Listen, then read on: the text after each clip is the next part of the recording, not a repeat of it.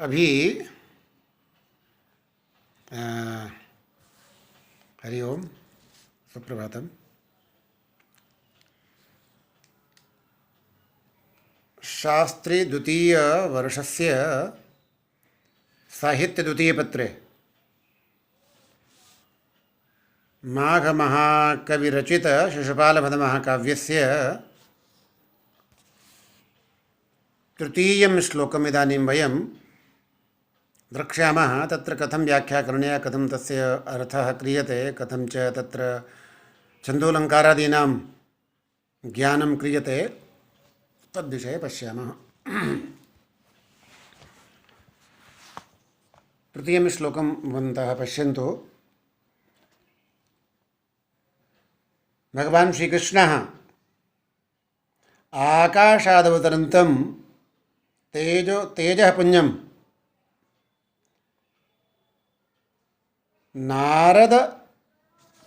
नारदो विद्यते इति निर्णयम् अकरोत् इति अत्र वर्ण्यते।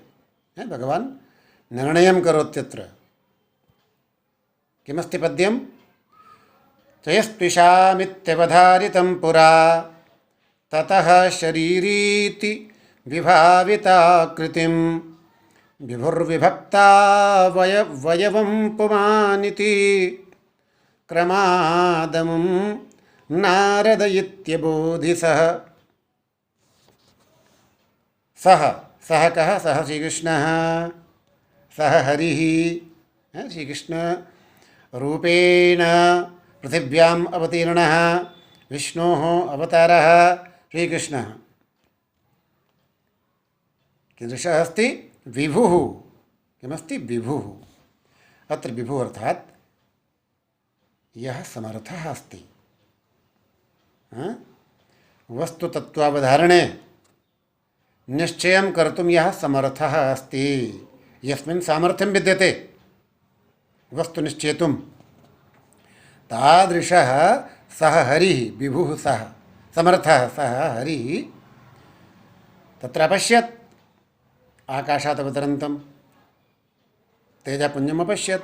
तत्र एकवारम् अन्वयं पश्यन्तु श्लोकस्यास्य। विभुः सः, पश्यन्तु, तृतीयचरणे विभुः, अन्ते अन्तिमचरणे अन्ते सः, विभुः सः। पुरा, उपरि पश्यन्तु, प्रथमचरणे पुरा त्विषां चयः इति। इसका अर्थ भी समझते जाइए। पहले उन्होंने क्या देखा? पुरा यानी प्रथमम, पूर्वम। त्विषां तेजसां चयः समूहः इति निश्चयम् अकरोत्, ऐसा निश्चय किया। ये जो है और तेज का समूह है। ततः विभाविताकृतिं शरीरी इति। ततः तदनन्तरं विभाविताकृतिं, यदा आकारः स्पष्टं जातः तदानीं शरीरी इति कश्चन प्राणी इति अवगतं हरिणा। हरिः अवगच्छत्। किञ्च तदनन्तरं विभक्तावयवं पुमान् इति। यदा तस्य अवयवानि अङ्गानि पृथक् पृथक् रूपेण दृष्टानि, तदानीं पुमान् इति कश्चन मनुष्यः, पुरुषः अस्ति, कश्चन पुरुषः अस्ति इति अवधारितम् इति निश्चयः कृतः। तो अमुं तं नारदं क्रमात् क्रमशः नारदः, देवर्षिः नारदः, ब्रह्मणः पुत्रः नारदः इति अबोधि इति ज्ञातवान् इति सम्यक् वेद। कः वेद? हरिः, श्रीकृष्णः वेद। नारदं बुद्धवान्, नारदम् अवागच्छत्।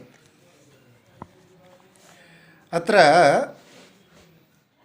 विभुः वस्तुतत्त्वस्य अवधारणे समर्थः। वास्तविकतत्त्वं किमस्ति तन्निश्चये समर्थः विभुः, सः श्रीकृष्णः। पुरा पूर्वं प्रथमं त्रिषां चयः तेजसां समूहः इति अवधारितम्, इति अवधारणा कृता, इति निश्चयः कृतः।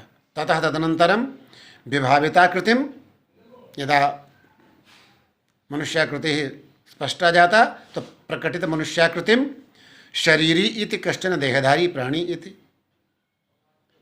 अनन्तरं विभक्तावयवं विविच्य पृथक् पृथक् कृत्वा गृहीताः दृष्टाः मुखादयः अवयवाः यस्य तं तादृशं विभक्तावयवं पुमान् कश्चन पुरुषः इति एवम् अमुम् इमं क्रमात् सामान्येन विशेषं प्रति सामान्य विशेष ज्ञान क्रमात् नारदः ब्रह्मणः मानसपुत्रः नारदः देवर्षिः इति अबोधि एवं ज्ञातवान। यहाँ पर भगवान श्री कृष्ण ने और ये नारद हैं ऐसा क्रमशः पहचान लिया, ये समझना। यहाँ पर काव्यलिंग अलंकार है। काव्यलिंग अलंकार कहाँ होता है? हेतोर वाक्य पदार्थत्वे काव्यलिंगम निगद्यते। जहाँ पर किसी वाक्य पदार्थ का कारण बताया जाता है। कारण यहाँ क्या बताया, कैसे पहचाना, तो वो कारण बताया गया, कैसे कैसे देख करके और क्या क्या निश्चय किया श्री कृष्ण ने, ये यहाँ पर वर्णन किया जा रहा है। तो ये यहाँ पर अलंकार हो गया काव्यलिंग अलंकार। और छंद है जतौ तो वंशस्थ मुदीरितम जरौ, पूरे ही इस सर्ग में और वंशस्थ छंद है जो आपको पहले बताया जा चुका है, इसका आप ध्यान करेंगे। अब देखिए ये जो श्लोक अभी बोला गया है, यहाँ पर जो क्रिया आई है क्रमादमुम नारद इत्यबोधि सह अमुम नारदः इति अबोधि सह अमुम नारद इति अबोधि। अब ये आगे अगले जो है 7 श्लोकों में और आएगा। तो ये कुलक में इसकी गणना की जाती है। आप लोगों ने पढ़ा है, पहले भी पढ़ा है, काव्यदर्श में पढ़ा था दन्नी के, कि छंदोबद्ध पदम पद्यम तेनैकेन च मुक्तकम द्वाभ्याम युग्मकम संदानितकम त्रिभिरिष्यते कलापकम चतुर्भिः स्यात् पंचभिः कुलकम मतम। और भी है अतोर्ध्वम कुलकम मतम, यानी छंदोबद्ध जो रचना होगी उसे पद्य कहेंगे अगर वह, और किसी भाव का एक ही पद्य में वर्णन है तो उसे मुक्तक कहेंगे। अगर 2 पद्यों में एक ही भाव का वर्णन है तो उसे युग्मक कहेंगे। अगर 3 में संदानितकम त्रिभिः, अगर 3 श्लोकों में 3 पद्यों में किसी एक भाव का वर्णन किया जा रहा है तो उसे संदानितक कहेंगे। और अगर एक भाव का 4 श्लोकों में वर्णन है तो उसे कलापक कहेंगे। और 4 से ज़्यादा 5 हों या 5 से भी अधिक हों तो उसे कुलक कहेंगे। तो यहाँ पर 7 या 8 श्लोकों में एक ही भाव का कि भगवान श्री कृष्ण ने क्रमशः वो नारद हैं ऐसा पहचान लिया, ये वर्णन आ रहा है, इसलिए ये कुलक में इसकी गणना की जाएगी। अत्र 7 श्लोकैः तमेव मुनिम नारदम विशेष रूपेण कविः वर्णयति। नवानधोधो बृहतपयोधरान् समूढ़ कर्पूर पराग पाण्डुरम क्षणं क्षणोत्क्षिप्त गजेन्द्र कृत्तिना स्फुटोपमं भूतिसितेन शंभुना। नवान, अब अन्वय पूर्वम अन्वयम पश्यन्तु, इसका अन्वय देखें। नवान बृहतः पयोधरान अधोधः, इसका अर्थ भी देख लें। नए आने वाले, बृहता यानी विशाल आकार वाले, पयोधरान बादलों के, अधोधः आपने पढ़ा है अधोधः के योग में द्वितीया होती, तो यहाँ द्वितीया है, उनके नीचे विराजमान। और समूढ़ कर्पूर पराग पांडुरम, समूहीभूत, समूढ़ कर्पूर पराग, समूहीकृत जो कर्पूर है उसके पराग के समान श्वेत वर्ण के दिखाई पड़ रहे नारद जी। और क्षणम क्षणोत्क्षिप्त गजेंद्र कृत्तिना भूत सितेन शंभुना स्फुटोपमम, क्षण क्षण भर के लिए और किसी उत्सव में उत्क्षिप्त अलग कर दिया है गजेंद्र की कृत्य को, जो है क्षण भर के लिए। और गजेंद्र जो गजराज है, हाथी है, उसके कृत्य यानी चर्म को, गज चर्म को, और जिन्होंने और क्षण भर के लिए अलग ऊपर धारण किया है, उत्क्षिप्त धारण किया है ऐसे।